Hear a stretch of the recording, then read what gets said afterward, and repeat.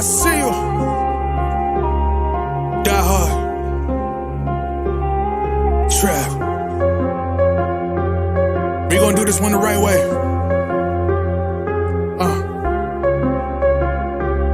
We in here forever. Yeah. Die hard. Homie, die hard. You can check the swag, he the realest by far. Swimming in that blue and orange, he the lifeguard. Yeah, he been through pain, at least he got some nice scars. He can smell the trophy, yeah, he need it back to back. Represent himself, his own name is on his back. 10 toes down, try to stop him, he come back. Bandwagon hoppers, he will knock you off your tracks. You ain't saying nothing, Nero been here from the start. He been working in the lab to take his team and make it art. See him going over film to help him build and make him smart. He will tell you how he feels because he's real and he got heart. He will never fade away, he will never change his face. Everybody picking faves and he's feeling out of place. Cause he is for the team and he always rep the squad.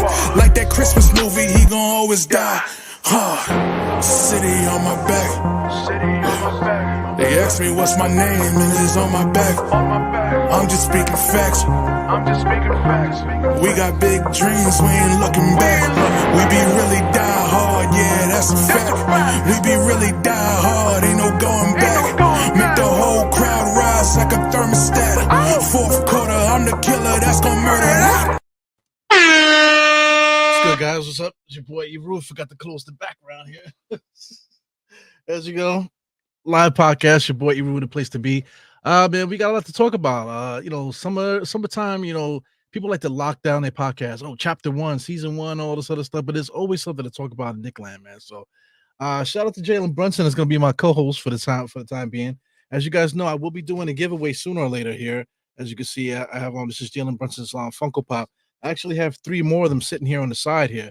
So, just ready to give away at least one of them, maybe 2, to a special someone out there. I'm trying to figure out when I'm going to do it. I'm kind of greedy. I want 3,000 subscribers, bro. I've been like kind of lacking on the subscribers. Also due to the content, I haven't really been, I've been taking breaks with content and stuff like that. So I definitely would like to see 3,000 subscribers, man. So if I can get to 3,000, hopefully by that time I can get one of these things signed, and that'll be like a really, really dope giveaway to somebody out there, man. But like I said, I got 4 of them.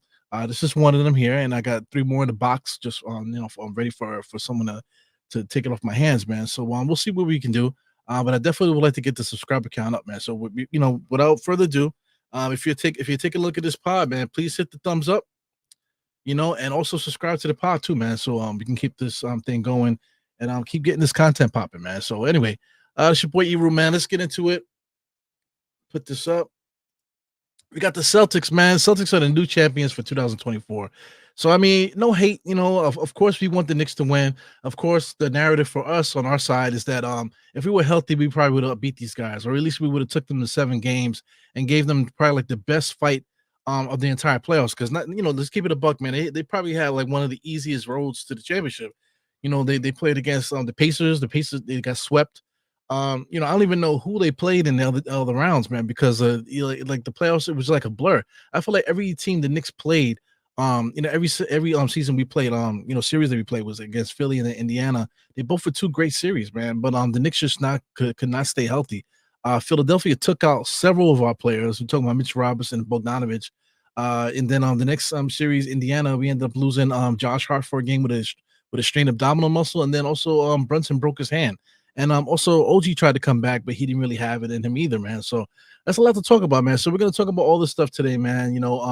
Right now the big topic of conversation is OG and his contract, and he's saying that he's not thrilled by the offer the Knicks made him.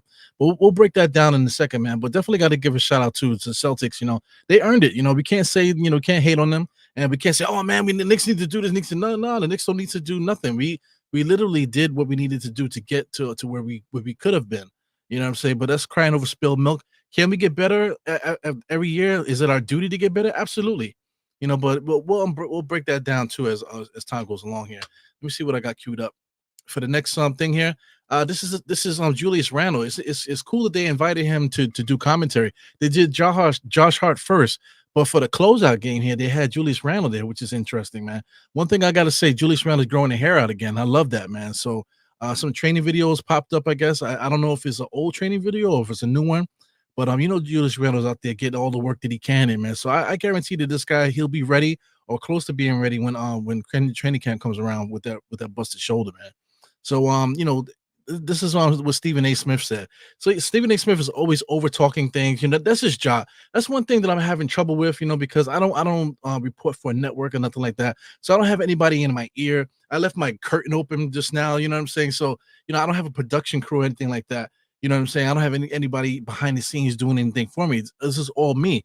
So when I hear guys like Stephen A. Smith make little comments like that, you got to understand that it's somebody in like a green room or like the meeting in the morning that said, okay, listen, you need to drive these narratives here to push the ratings up. We're looking for ratings.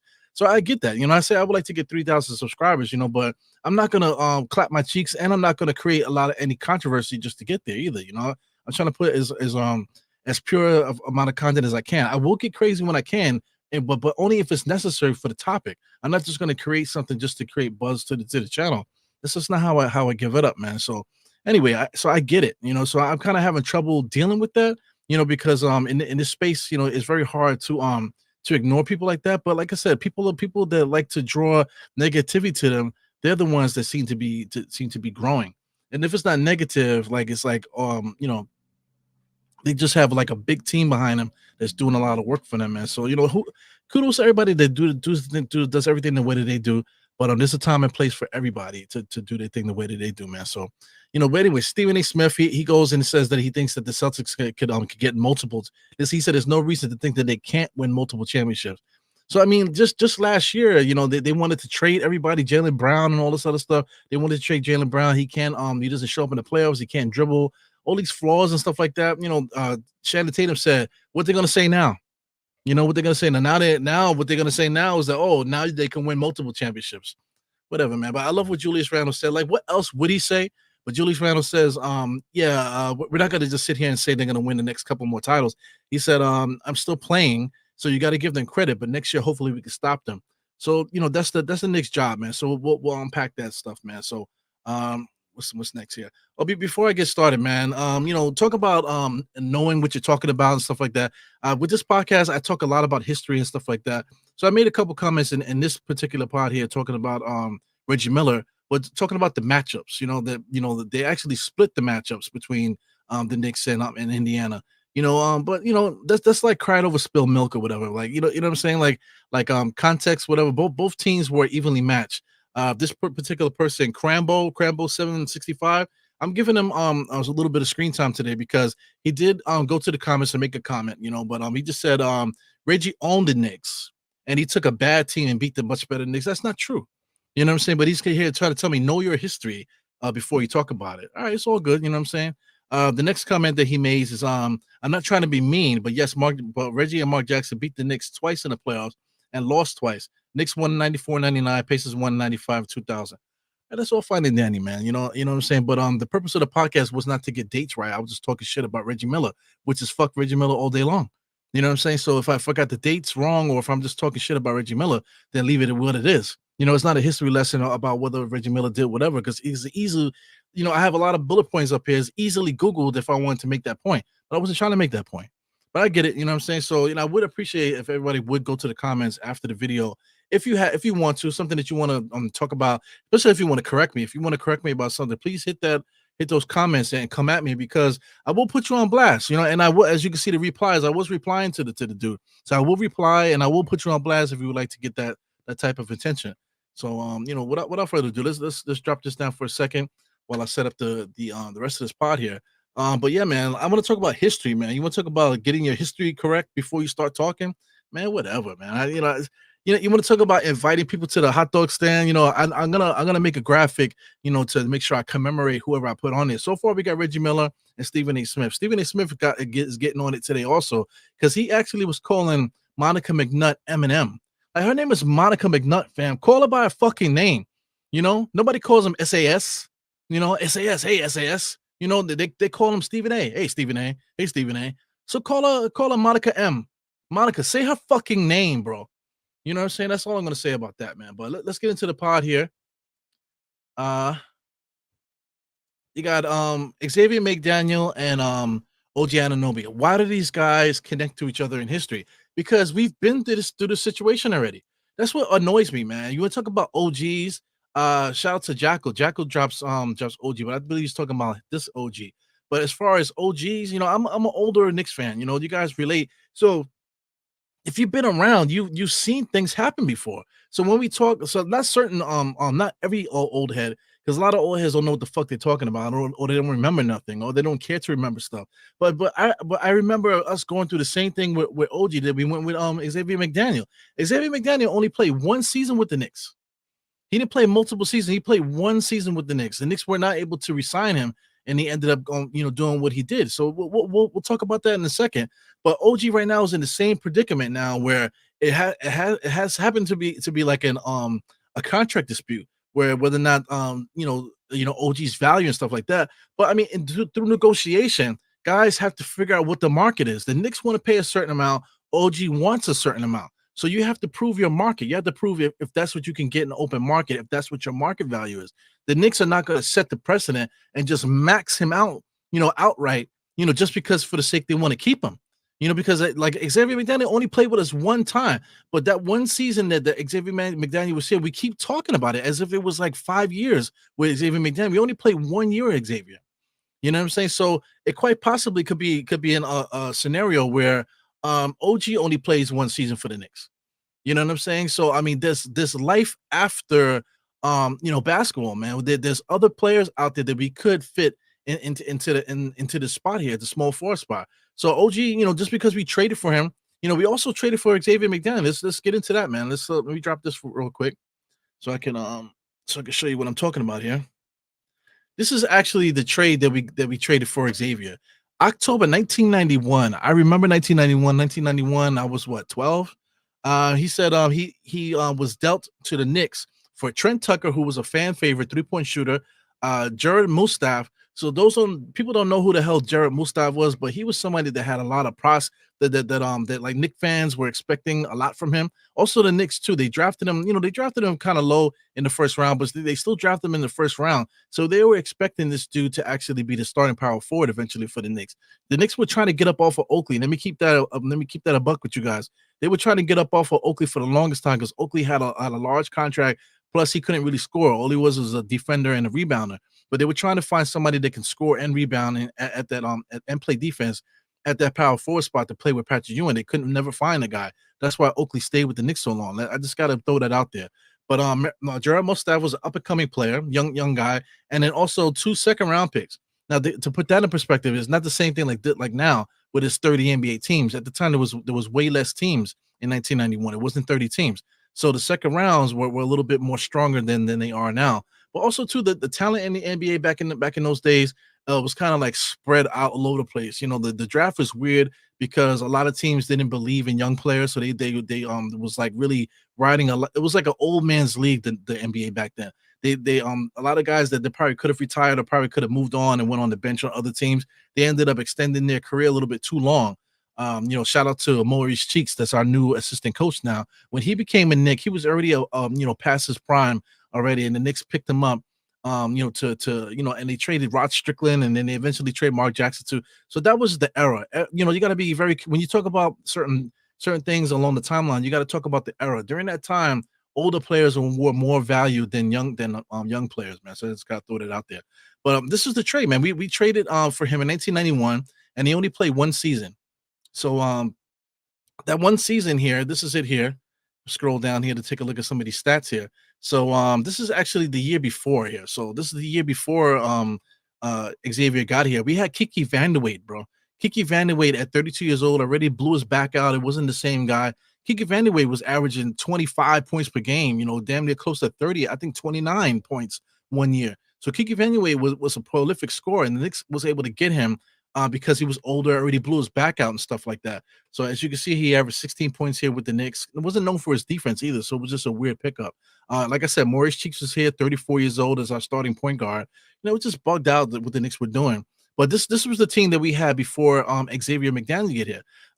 Even going before that, the year before that, the guy that I loved on the team when we won 45 games under Stu Jackson, we had Johnny Newman. So if you know this channel, I mentioned Johnny Newman a lot. Johnny Newman was an up and coming player that I thought was going to become like a 20-point a game scorer.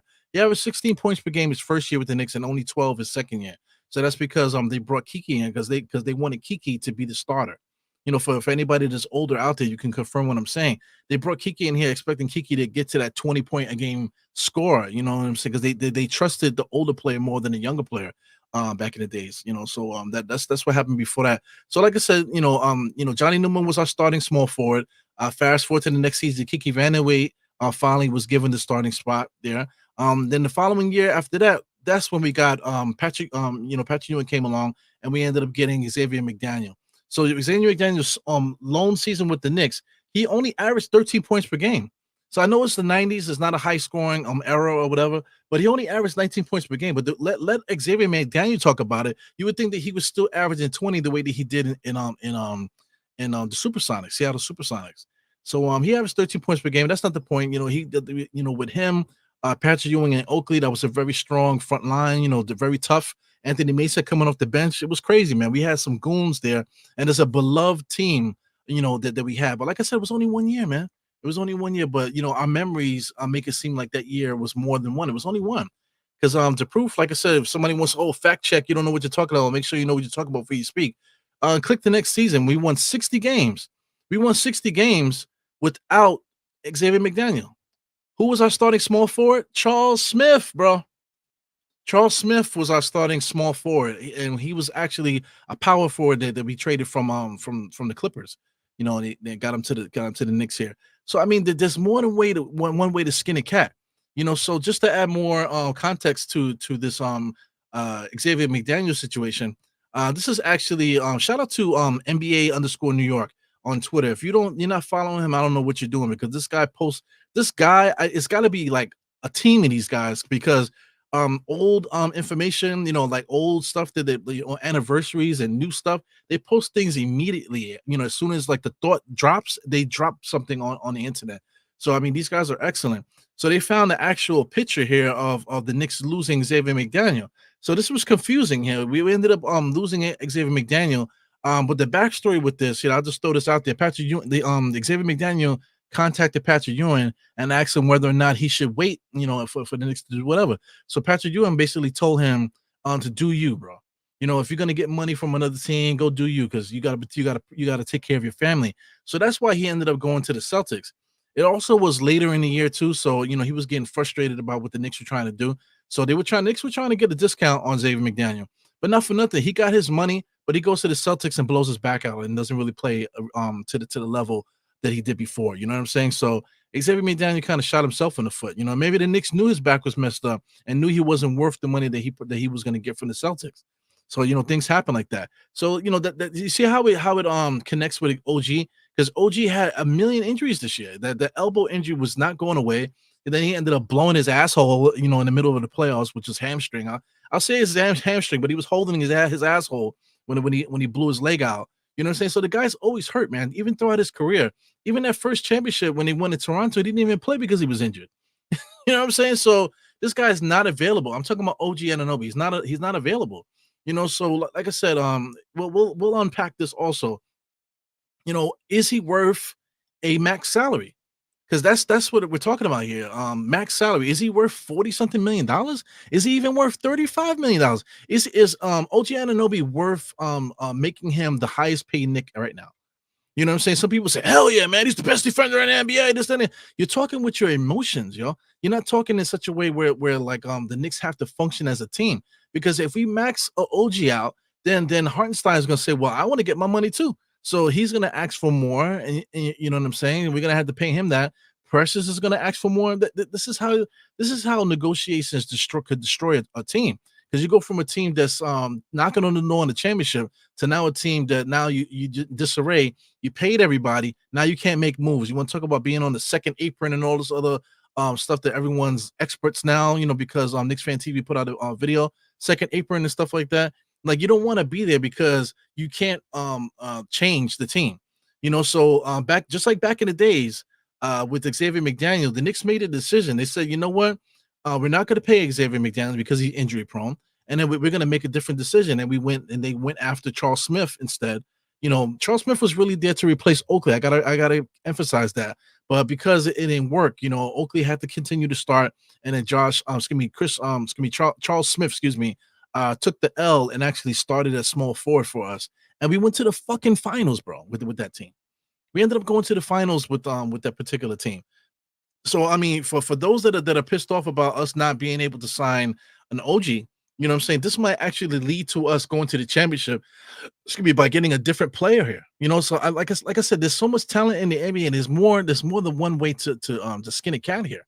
You know what I'm saying? So if we lose OG, don't bring it back the past talking about, oh man, we traded RJ for this, we traded IQ for this, and we traded this. Like you're adding drama to the situation, and you're missing the whole point. Because if we do trade, if we do like just let OG walk and let him get your money from wherever you're gonna get it from, let him get his money somewhere else. If the Knicks make that decision to do that, then there has to be a contingency plan. You know what I'm saying? We're just not going to lose OG and not have somebody to fit in that spot. It's not going to just be, who are we going to have a small forward? This guy, like it's always a negative thing. But like I said, there's always more than one way to skin a cat. You have to trust the guys that got you here. This guy, listen, Leon Rose, he's the leader. He's been making quiet moves, never doing anything to destroy the franchise. So I think he's really gonna look at this like, yo, am I gonna destroy this franchise just to keep it together, just because of optics? So shout out to Mark, who's Mark. So anybody that knows anything about NBK, who's Mark is very popular from Sims Network or whatever. He disappears from now and then, man. So I hope he's doing okay. If he's taking a look at this pod, guys think about you and guys worry about you, man. I know you like to keep your privacy and stuff like that. Very quirky person, says a lot of wild shit on Twitter and stuff like that when he does pop on. But I just wanted to shout out who's Mark there. But let's shout out another person from Twitter. This is Swanee, Swanee boy. You know what I'm saying? So everybody knows Swanee from Twitter also. He does Twitter Spaces, and also he's been doing Liberty content on the Morning Brew Sports show, man. So he adds to it. Well, I forgot to mention what Mark was saying. Mark was saying that I was saying, is it wrong that the Knicks don't want to max out OG and handcuff the team? Not many teams can or will offer him that much money. That's a big point too. There's only a handful of teams that can pay OG that $40 million. We're talking about Orlando. We're talking about OKC. So is OKC and Orlando in the market to sign OG for $40 million? If they're not going to offer him $40 or $35 million, then the Knicks don't have to offer him 30 to 40 million. You know what I'm saying? So we can give him the offer that we think he's worth, which is probably about 25. You know what I'm saying? 25, maybe 30. Depending on how many years he wants to add on to that. That's what I'm thinking. Because that makes more sense for our team going forward. And I'm talking about 4 years is not a good idea for a guy like OG. Maybe 2 years. You know what I'm saying? Maybe even 3 with the third option being a team option, because we cannot lock a guy like this that's constantly injured, bro. You know what I'm saying? So I just had to throw that out there, man. So we just basically got to let the market clear itself. And Mark, who's Mark, agreed. He said, OG's just not a max player. So shout out to Swanee, man. So Swanee comes on, he posted this also. He says the Knicks fans is not gonna be too happy this offseason. He said it once. You do not overpay for an injury-prone player. That man is gonna walk this summer, and y'all gonna be mad tight. So anyway, it's very possible he could walk, but is OKC gonna give him 35 million? 35 to 40 million? Is Orlando going to give him 35 to 40 million dollars? I'd like to see it. I'd like to see it happen. And if they will give it to him, I think we really need to let OG walk. We had a great season, just like we had Xavier McDaniel back in the days. We had a great season with him, Xavier McDaniel. But that we're talking about 1991, 1992, 1994. We was in the finals with a whole different team, fam. So I don't want to hear the bullshit. So let's move on to here. What we got here? Who could replace OG? If this was the case, let's say if OG's team is like, nah, we want to get paid. Knicks, give us the money, and the Knicks be like, you know what? We're not going to give you the money. We're not going to give you 35 to 40 because it's going to put us in the tax apron. Like all the geniuses know that fact now. You know what I'm saying? So it's not a mystery. You know what I'm saying? So if the Knicks pay OG and end up paying the other guys too, we're going to be at the second apron, so we can't maneuver the team. So maybe Leon Rose says, you know what? Thank you for your service. We're going to go in a different direction. Okay, so if that happens, now what? Who's available out there to cover what OG brings? So we're talking about free agency. So the Knicks are over the cap. We don't really have a lot of money to spend. I really want Hartenstein. But we'll talk about that in a second also. I just want to take a look at some of these free agents here. This is free agents with the small forward position. So player options, Paul George. So it's hard to say that Paul George is going to accept a lot less than 45 million. So he made 45 million last year. So maybe he might be interested in getting something a little less. But in order to sign this guy, we would have to trade, make a trade with the Clippers for Paul George. So I believe this is out of the question at the moment, man. But it's just interesting to look at. So maybe OG wants his money, so we ended up trading OG for Paul George. That's a possibility. Things are on throw things on the table. Maybe the Clippers say, you know what, we need to break up some of these stars, get some grunts here, trade for OG. So now OG's on the Clippers, and then we'll take Paul George in a trade like that. So I mean, with Julius Randle and Paul George, I think that's a really great front court. It takes the ball out of Julius' hands a little bit. It also takes the ball out of Brunson's hands too. You know what I'm saying? It also lets Paul George take a break also because Brunson's gonna have that ball, fam. So that's a possibility. Trading OG for Paul George in the signing trade. Double signing trade. I don't know how that works. You know what I'm saying? But like I said, if I could talk about it, it's a possibility. Scroll down here, LeBron James. I know this is gonna aggravate a lot of people, man. But LeBron James could possibly come here for the mid-level exemption. If LeBron James wants to try to squeeze out an extra championship, him coming to the Knicks on the cheap, that's crazy. Because if we get LeBron James here, let LeBron James be the starting small forward with Julius up front. You have Hartenstein and stuff like that, and then you just run your team. Have somebody young coming off the bench there. You're gonna have to try to sign somebody or bring somebody up. I really believe in Jacob Toppin. I'm thinking Jacob Toppin. If Jacob Toppin don't see the opportunity for him to fall into the starting small forward spot, then I don't know what to tell you, man. You know what I'm saying? He better be in that gym working hard because that's the ultimate cheat code to get him some minutes there for the cheap. Man, that would be incredible, man. But LeBron James is a possibility. I'm not gonna waste too much breath on that. There goes OG there. He only made 18, but now they're expecting him to get 35. I mean, he's crazy, man. I already talked about that enough. DeMar DeRozan is another guy that might actually decide he might want to take that mid-level exemption.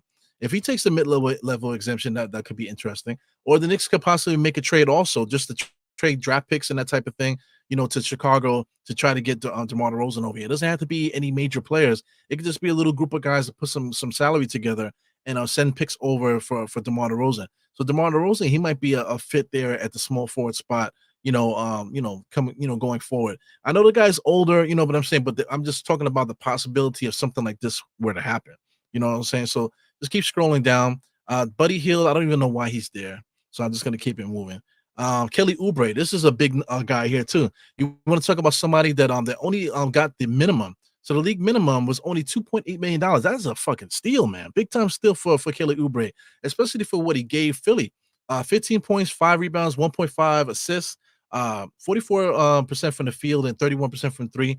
In the playoffs, those numbers kind of stepped up a little bit. You want to talk about a guy that was in his early years, he wanted to be a scorer. He's already averaged 20 points per game, I believe, twice in his career. Yeah, I mean, it might be once, but it could be twice. You know what I'm saying? But getting him for the cheap, he already showed in Philadelphia that he doesn't mind taking a lesser role, just to fit the team, to play the good role. So in Philadelphia, he actually, took us to the brink where some of those games we could have lost, and we would have lost them because of Kelly Oubre. You know what I'm saying? So I would not mind Kelly Oubre coming to the team. He's at the right age right now where he could fit in, whatever. And then right now, due to what he's done to himself and what he's allowed to happen with his expectations for his career, and also for what the market is saying about his salary, he only made 2.8. So I'm not expecting him to get $30 million this year just because he had a good playoffs. You know what I'm saying? This guy is a mid-level extension kind of guy here. So I wouldn't mind throwing mid-level extension money at Kelly Oubre. And you still get a solid player about the same size, plays decent defense, can shoot the three. You know what I'm saying? Drive and dunk and everything that you need. You know what I'm saying? But for like $30 million less, it's like Jesus Christ. It's not even a thought, to tell you the truth. Keep scrolling down. You got guys like Sadiq Bey. Sadiq Bey is restricted though. So Atlanta's probably going to end up keeping him. Whatever offer he gets. Kelly. This guy Isaac Okoro is trash. He's like I don't know if you want to call him a bust, but he's not worth the conversation. Caleb Martin is pretty good, but Caleb Martin is more of a shooting guard kind of. He does play small forward a little bit. Rebounding is low, but these numbers go up, when the pressure is tight, man. So he's one of those guys that possibly might be worth throwing a little bit of bread over at him too. But he's a minimum guy at this point. I don't think he's going to get much more than that. Keep scrolling down. You got Dirk Jones, just made it to the finals there. Didn't really do much though, but he's a guy that you can get on the cheap. Scrolling down, Hauser's there. He also was in the finals. Royce O'Neal, I really like him, for the cheap minimum kind of salary. You got Gordon Hayward minimum. So we got guys. Now we get into like crazy names here. Highsmith. Some of these guys are actually pretty good. Simone Fediccio. I can't pronounce his name. But Deshaun Tate. So we got some guys here that we can pick up for like the for the low here if we wanted to fill roster spots and that type of thing. You know what I'm saying? So that's just like a brief synopsis there about small forwards that are available. So I mean, there's quite a few few names here. I kind of like the idea of a Paul George and OG. That might make sense for the Clippers, especially if we throw picks into the mix there to entice them to do that. Because like I said, these guys absolutely, the Clippers need to like dumb down some of the talent. They got too much talent. Too much talent in that squad, man. So I see you guys talking in the chat here, man. So I leave on Paul George there just to annoy you guys, and I just see what's going on in the chat because I have some more things I want to talk about. But I just want to make sure I say what's up. Shout out to David L. He's the first one here. January Sports, you're always trying to be first. You're not first today, brother. I'm glad you're here. Space Ghost, coast to coast, and the place to be.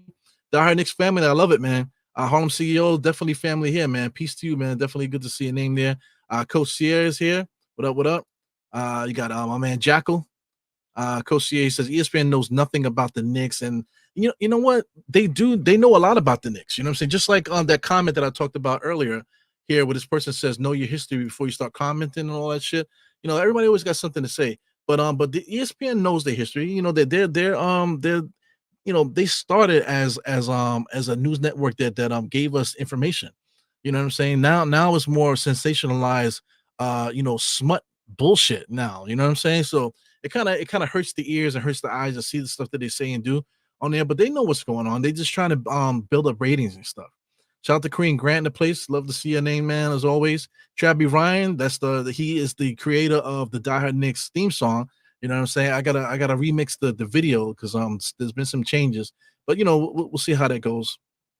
300 short of subscribers. The first couple years that I've done this, man, I actually got like 600 to 700 followers in the summertime. You know what I'm saying? So I mean, it's not so much to ask to get 300 before September, man, because it's happened before. 600, 500, 600, 700 followers in the summertime. You know what I'm saying? So it's been lacking because of my I'm just not as busy as I was. Maybe I need to break my foot or break my hand like happened before. When I broke my foot, man, I was on this internet making videos like I was crazy. And when I broke my hand, I did the same thing, man. So, knock on wood, man. You know what I'm saying? I don't want to break anything now because I kind of need to work and stuff like that. So just keep it up, keep everything positive, man. On Dios, man, definitely shout out to you.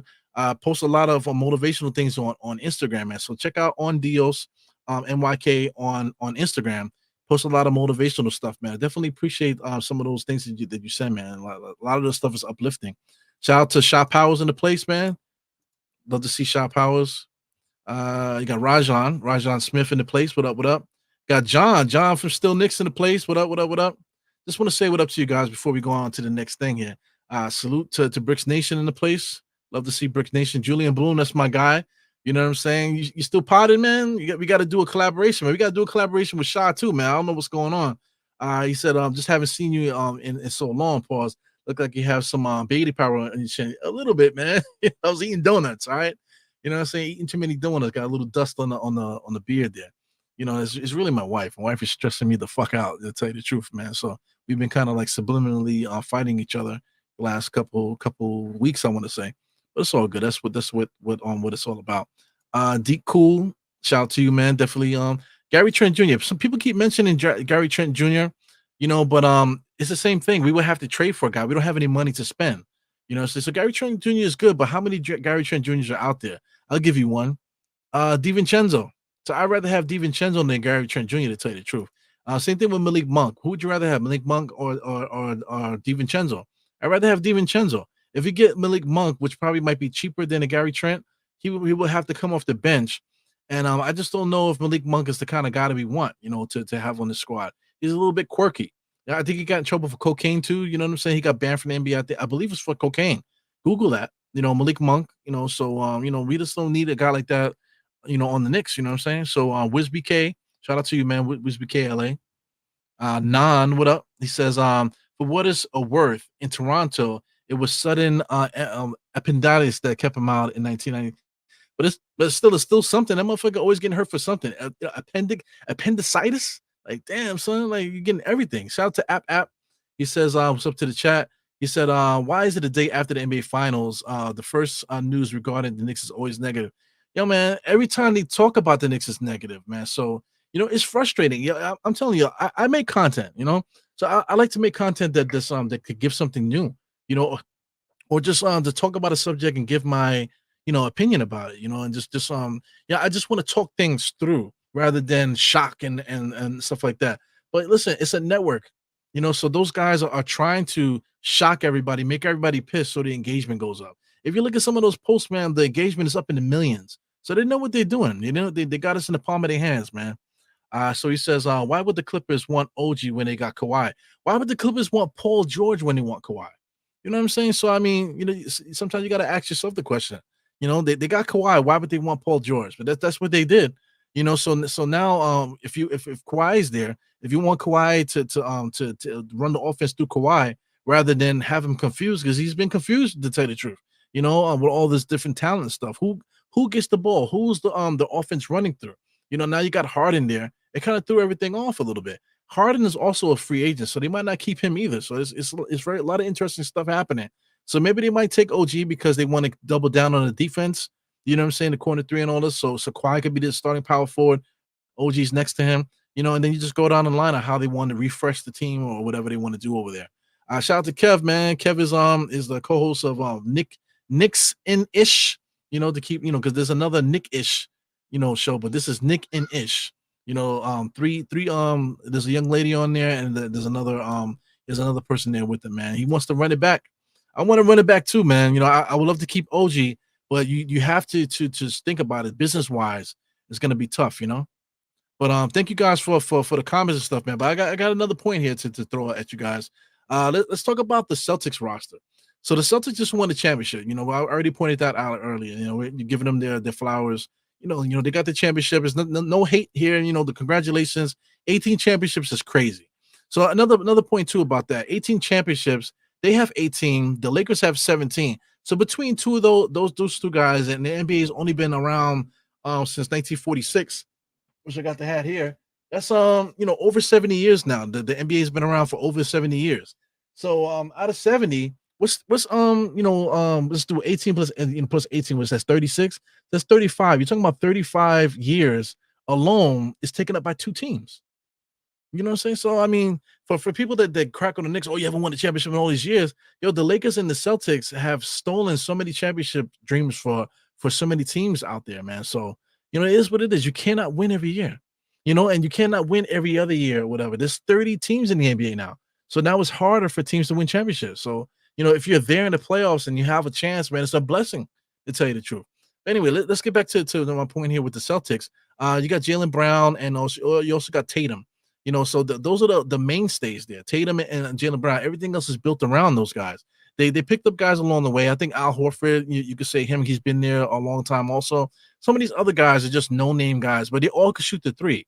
So they ended up getting a bunch of guys that everybody could shoot the three on the roster really well. You know what I'm saying? Luke Cornett could block shots a little bit, could rebound actually a little bit too. He could hit the three. They got Svi Mikhailiuk, whatever his name is. They got him from us. He could shoot the three really well. Pritchard, Peyton Pritchard and all these guys. Jalen Springer is just a guy off the bench. They tried to bring Xavier Tillman in to bring some toughness. But they really rest their hat on a three-point shot. So I just want to put some emphasis on some of these guys here that helped them win this title. And what they actually did to get these guys. So let's talk about Derek White first, right? So they got Derek White, and look at the trade. They traded Romeo Langford, who hasn't done nothing in the NBA yet, and also Josh Richardson, who's now a journeyman. I don't remember last time I checked, he was on the Heat, so he's been around the NBA. So he's really a nobody.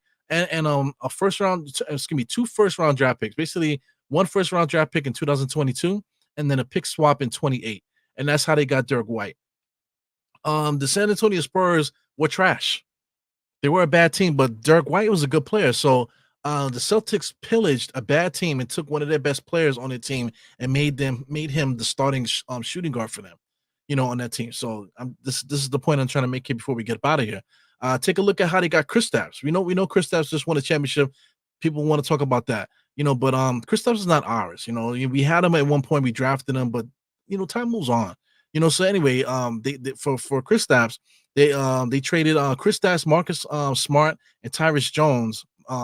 Were basically the highlight of that trade there. But they got Kristaps from the Wizards. Whatever that entailed, they didn't give up a lot to get Kristaps. You know what I'm saying? So Kristaps basically was stolen from the Washington Wizards. The Washington Wizards are terrible.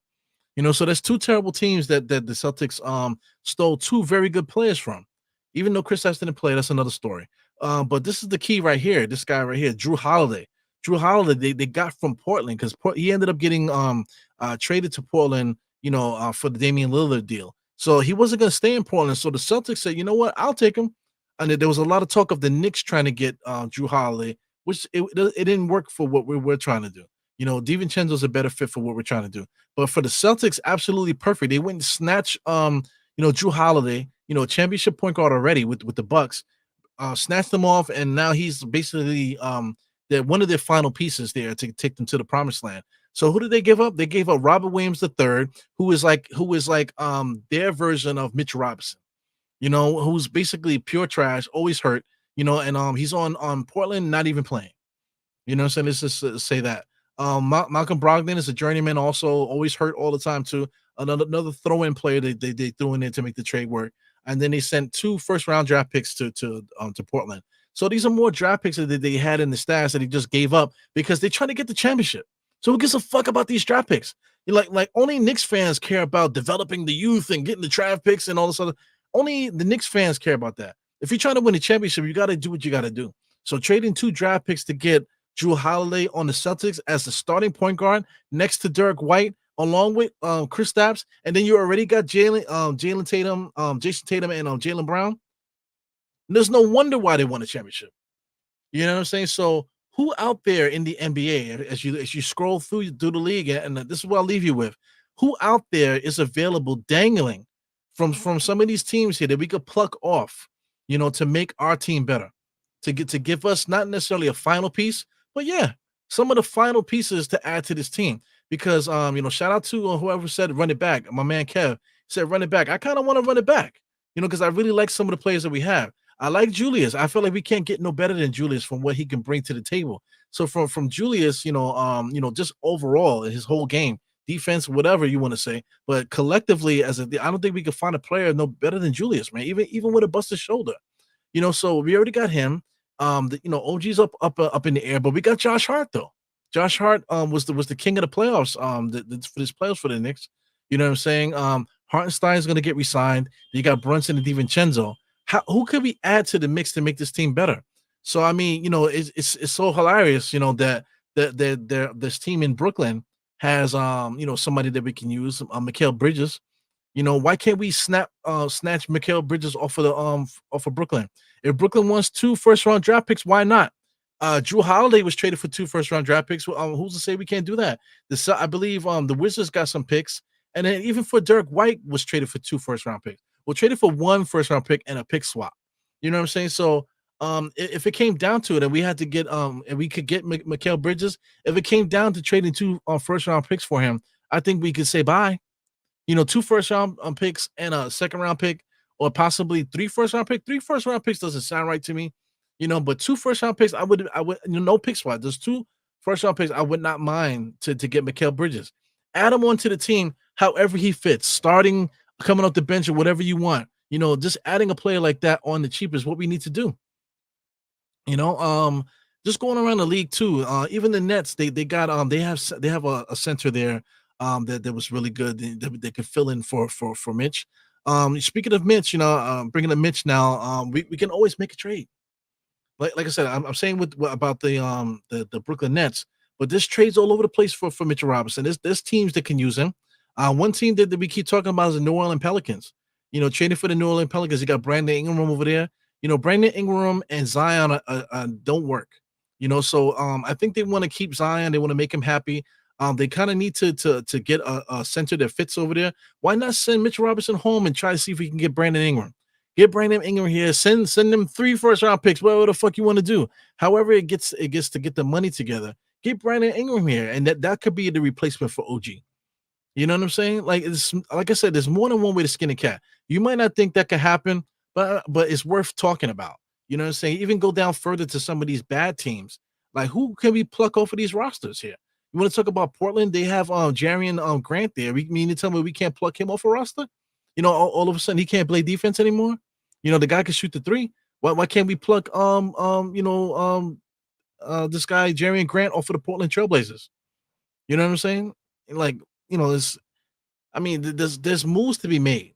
So if you look around, that should be the conversation. It shouldn't be crying about OG. It should be like, what can we do business wise to make this Knicks better, man? So anyway, this is the end of the pod here, man. A lot to say, a lot to unpack here. But I talked about the Celtics championships, whatever. We talked about a little bit about that. We talked about a little bit about Reggie Miller and comments and stuff like that. We talked about Xavier McDaniel, and how his era and what happened to him is directly connected to OG Anunoby. His situation. Like I said, you have to know your past to know what's happening in history. Stuff that's happening now is not new. Things have happened like this before. You know what I'm saying? Another point to make, Allen Houston.